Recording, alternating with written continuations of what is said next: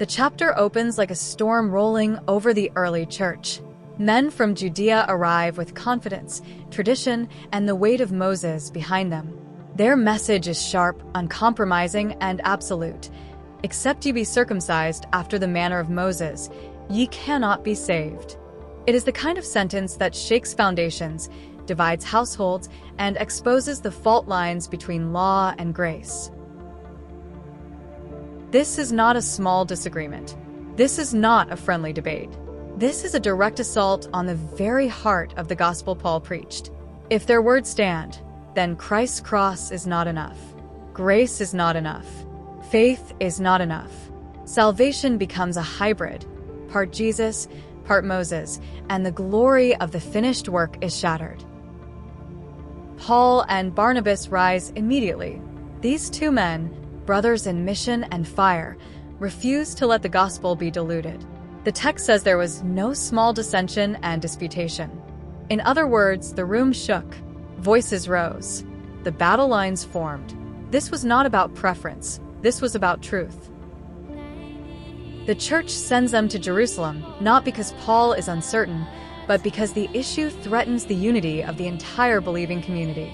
If this doctrine spreads, the Gentile mission collapses. The body of Christ fractures. The message becomes muddled, and the world sees confusion instead of clarity.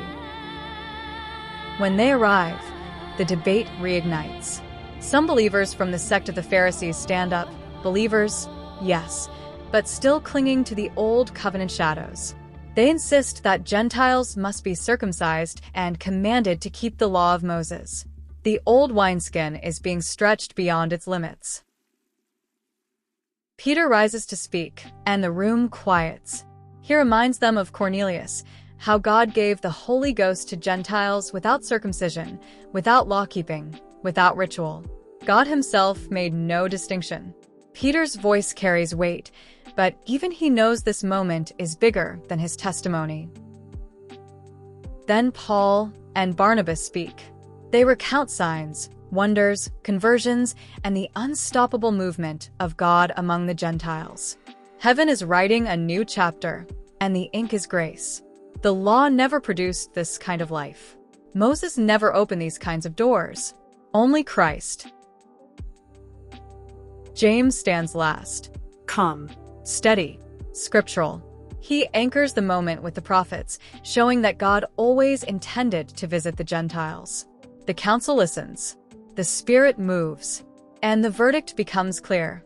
We will not put a yoke on the neck of the disciples which neither our fathers nor we were able to bear.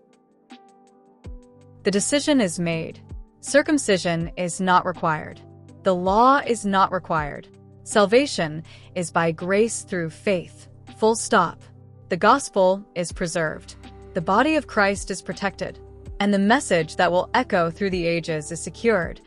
Christ alone saves.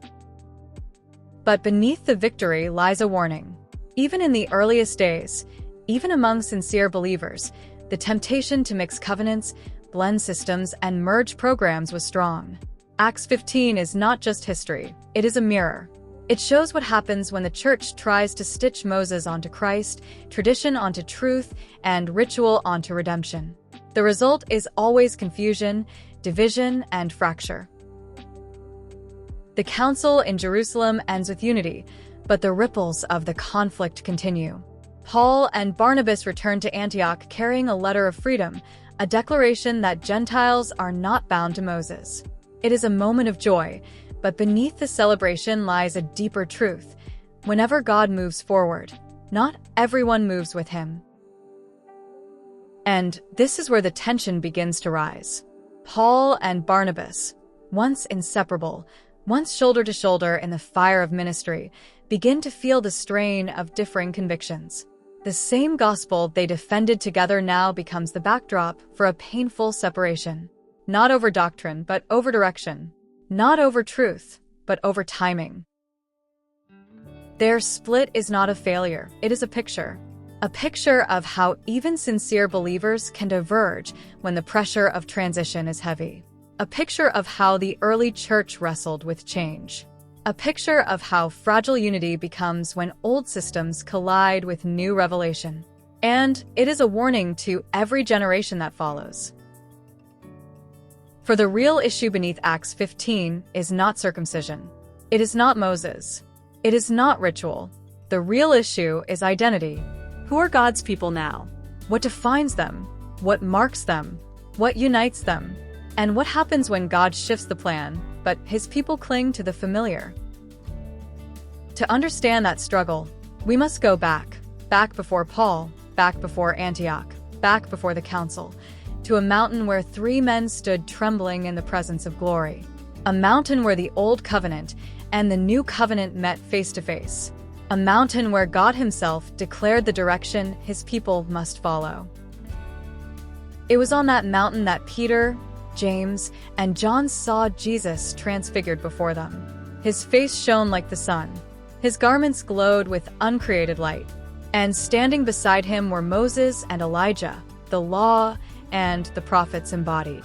The entire story of Israel gathered in one radiant moment. Peter, overwhelmed and unsure, speaks from the instinct of tradition. Let's make 3 tabernacles, he says, one for Jesus, one for Moses, one for Elijah. It is the same instinct that later fuels Acts 15. The instinct to blend, to merge, to honor the old while embracing the new, to build a structure where everything has equal weight. But heaven interrupts him. A cloud overshadows the mountain. The voice of the Father thunders with unmistakable clarity. This is my beloved Son, hear him. Not Moses, not Elijah, not the shadows, not the forerunners. Him, the one who fulfills the law, the one who completes the prophets, the one who stands alone. And when the disciples lift their eyes, Moses is gone. Elijah is gone. The cloud is gone. The glory fades. And the text says simply, they saw no man anymore, save Jesus only. That is the message the early church struggled to grasp. That is the message Acts 15 tries to protect. That is the message the modern church still wrestles with today. For the Transfiguration was not just a miracle, it was a declaration. A divine announcement that the era of Moses was ending and the era of the Son was beginning. A heavenly proclamation that the covenant was shifting. A warning that mixing the old with the new would only produce confusion. And a call to fix our eyes on Christ alone.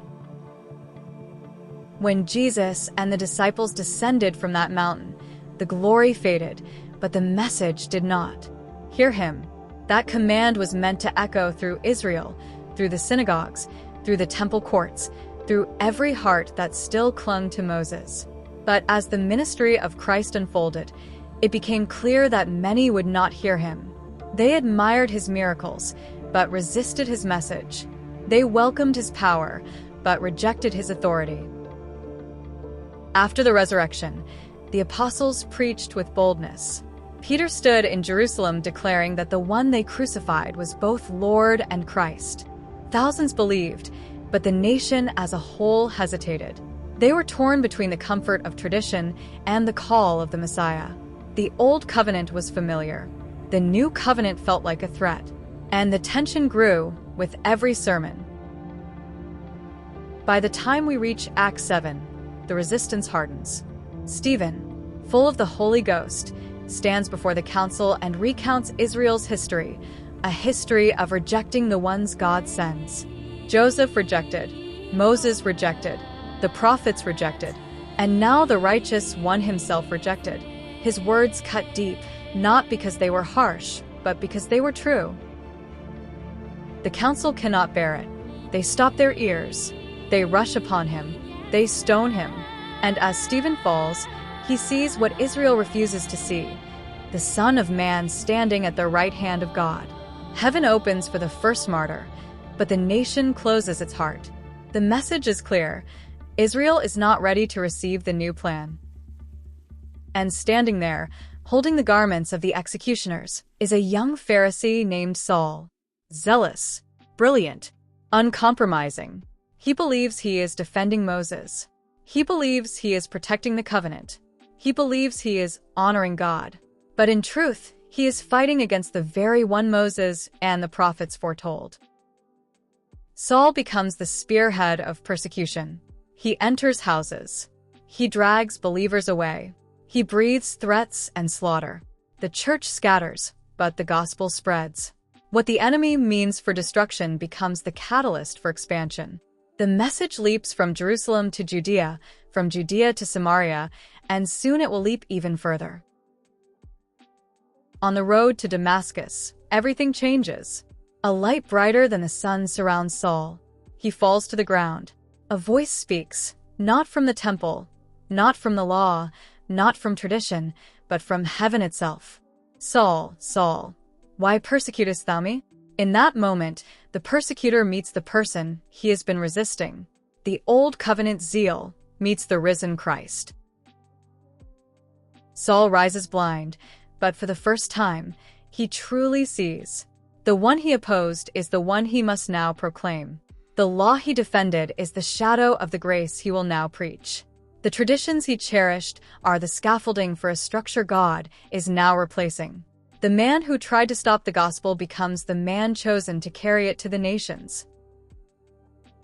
This is the turning point of the book of Acts. Israel's rejection opens the door for the Gentiles. The kingdom message to the nation gives way to the gospel of grace to the world. The ministry of Peter begins to fade, and the ministry of Paul begins to rise. Not in competition, but in transition. Not in conflict, but in divine timing. And this is where the story circles back to Acts 15.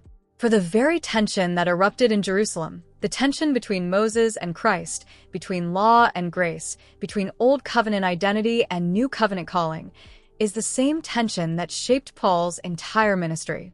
It is the same tension that split him and Barnabas. And it is the same tension that still fractures the church today when we mix what God has separated. The story of Acts is not just ancient history, it is a blueprint of the spiritual tensions that still shape the church today. The same struggle that divided the early believers now divides denominations. The same confusion that threatened the gospel in Acts 15 now fractures congregations across the world. The issue is not style, preference, or personality. The issue is the same as it was then. What covenant are we living under? Some cling to Moses. Some cling to Jesus. Some try to hold both. And in that mixture, the message becomes muddy. One church preaches grace. Another preaches law. One emphasizes faith. Another emphasizes ritual. One says salvation is finished. Another says salvation must be maintained. And the world looks on, wondering why the people of God cannot speak with one voice. But the truth is simple. You cannot mix the old covenant with the new and expect clarity. You cannot blend the shadow with the substance and expect unity. You cannot preach Moses on Sunday and Christ on Monday and expect the body of Christ to walk in power. The early church learned this the hard way, and the modern church is still learning it today. Denominations are not born from wickedness. They are born from confusion, from partial understanding, from inherited traditions, from sincere people holding sincere convictions that do not align with one another. Just like Paul and Barnabas, believers today often separate not because they hate each other, but because they cannot walk together unless they agree. And beneath all the division lies one central question: who speaks for the church today? Is it Moses? Is it the prophets? Is it the apostles of the kingdom? Or is it the risen Christ speaking through the apostle Paul, the steward of the dispensation of grace? Until that question is settled, unity will remain elusive. The Mount of Transfiguration already answered this question. The Father did not say, "Hear Moses." He did not say, "Hear Elijah." He did not say, "Blend them together." He said, "Hear him." And when the cloud lifted, only Jesus remained. That is the picture the church must recover. Christ alone, standing at the center, without the shadows of the old covenant competing for attention. Acts 15 reinforces the same truth.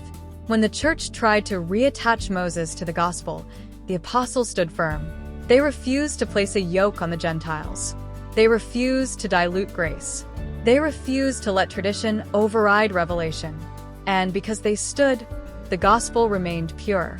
The body of Christ remained free. And the message of salvation by grace through faith alone was preserved. But today, many believers unknowingly rebuild the tabernacles Peter suggested on the mountain. One for Jesus, one for Moses, one for Elijah, one for tradition, one for denomination, one for personal preference. And in the process, the clarity of the gospel becomes clouded. The simplicity of Christ becomes complicated. The unity of the Spirit becomes fractured. The call of this teaching is not to condemn the church, but to awaken it, to remind believers that God is not the author of confusion, to point back to the mountain where the Father spoke, to point back to the council where the apostles stood, to point back to the cross where the work was finished, and to point forward to the unity that comes when the body of Christ builds on the right foundation. For when the church sees Jesus only, the divisions lose their power. When the gospel of grace stands alone, the noise of tradition fades. When believers understand the difference between the covenants, the scriptures open with new clarity. And when we stop mixing what God has separated, the body of Christ can finally walk together, not in fragments, but in fullness, in freedom, and in the light of the one the Father commanded us to hear. If this teaching helped you, I'd love for you to stay connected. Go ahead and hit subscribe and tap that little bell so you won't miss the next part of the series. It really does help us reach more people with the truth of God's Word. Thank you for walking through this with me today. Grace and peace to you.